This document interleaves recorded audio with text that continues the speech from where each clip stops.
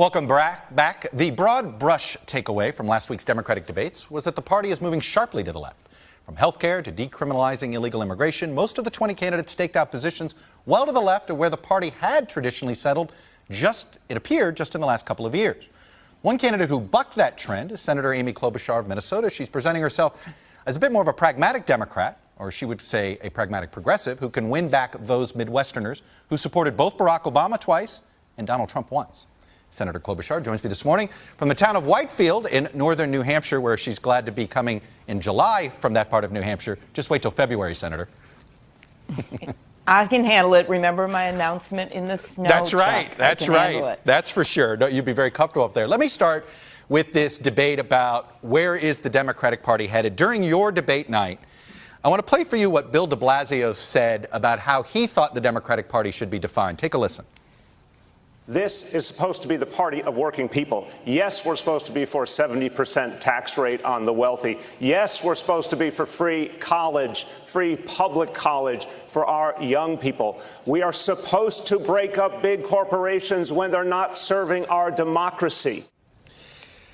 Is his assessment of the Democratic Party concur with yours? Those are his views, and I would certainly agree with parts of what he said. He said we are the party of working people. That is true now, and it's certainly true when you look at the Republican tax bill. And then when it comes to how we move our country forward on health care, you know, I want a public option, and I'm very concerned about some of these plans that would kick half of America off of their insurance. I don't agree with that. And I think that we should make college much more affordable, but we want to make sure that that money is going to the people that need it and not to a bunch of rich kids. And I have made that very clear. But what I do note is that we are much more unified against Donald Trump, and we have things that we disagree on, but in the end, we will come together. And the Republican Party, by the way, they basically are saying right now to Donald Trump, how far can we jump? How high can we jump to be just like you? I'm glad we have some differences. That's why we have the debates. But the most important thing is that we put a candidate on top of that ticket that's going to be able to unify us and win and beat Donald Trump. That's what my numbers have shown. I've won in all those red districts before, and I believe we can do it. Let me ask you this. Could you carry the state of Minnesota if you were the party of giving, having your health care plan cover undocumented immigrants? For instance, I mean, that would be, whether if you're the nominee, I know you didn't necessarily propose that, but as you know, that's how they would try to run against any Democratic nominee. Are you concerned that it paints a picture of the Democrats as too out of the center for, say, the state of Minnesota? You know, in general, our party is where the country is. We're the party of opportunity, not chaos. When you look at the discussion you just had on immigration, all I can think about is it was not this bad before. Comprehensive immigration reform, which would bring the deficit down by $158 billion. You use a chunk of that money to help, as the Republican congressman was saying, with those countries in the Northern Triangle. You let people seek asylum where they are in those countries. You make sure you're not separating parents from their kids, something I would do in my first 100 days as president. And then you bring in comprehensive immigration reform. I am convinced, Chuck, that with my experience dealing with these immigration bills now twice, I can get this done in the first year. What do you say to those bills were supported by the chamber, AFL-CIO. We can get this done with a president that wants to get it done. As you know, the argument against you in the primary is going to come from the left that says, you know, you vote with President Trump too much, or you worked across the aisle too much. And some of these compromises are being painted as capitulations. I mean, you heard some of them that too often that the Democrats have gone too far to the Republicans to cut a deal. Look, I'm not saying those are fair criticisms. That's how you're going to be painted by some progressives. What do you tell them? I tell them that I look people in the eye and I tell them the truth, that I'm honest about how we think we can move Does that mean forward. your primary opponents are not telling them the truth when they say free college? I think there's and free a lot this? of people. There's a lot of people making promises, and I'm not going to make promises just to get elected. I am not running for chair of the Democratic National Committee.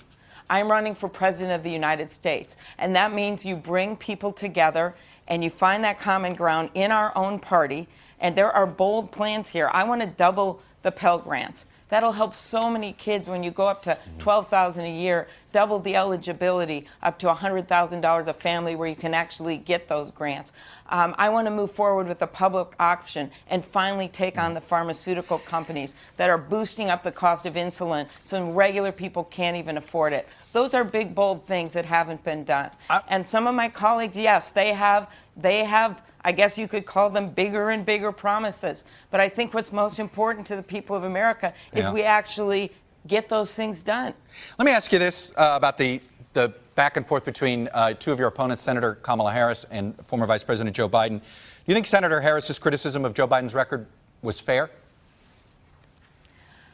I think it is fair to talk about the fact that if you're dealing with a racist or a segregationist, as he was, that you have to call them out. And he has now apologized for not doing that at the time and apologized for his past statements on busing. But you know what? I really want to move our country forward. What's happening right now with the African American community when we still have public schools that are crumbling? Heat's not working at some of our schools in Baltimore. That's why I came out with an infrastructure plan that includes our schools. That's why I think we need to support our public schools with higher teacher pay, and that we need to put a bigger percentage of our federal budget into that and less giving away to the wealthy people. I do think that our tax bill that was just passed that I opposed gave way too much help to the people at the top. I called it all foam and no beer for the middle class. I still stand by that. Let me ask you this.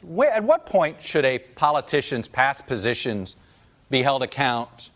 What is the statute of limitations politically? What isn't? What's fair game and what isn't? You know, when is it okay to switch your position and when isn't it? I know that that's in the eye of the beholder, and in politics, all's fair, period. I think people understand that over time you learn new things, you have different views on things, you take a vote and you realize, you know what, now I've learned new things and it's not the same.